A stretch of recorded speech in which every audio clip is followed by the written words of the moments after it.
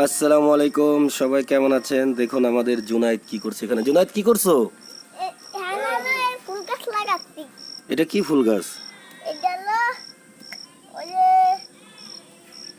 এটা হয়তো মনে হয় রক্ত গেন্দা বলে আর কি।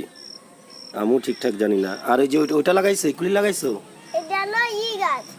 জবা জবা ফুল কয়টা লাগাইছো এখানে? একটা, দুইটা। দুইটা আর লাগাচ্ছি। এগুলি কি সব লাগাবা?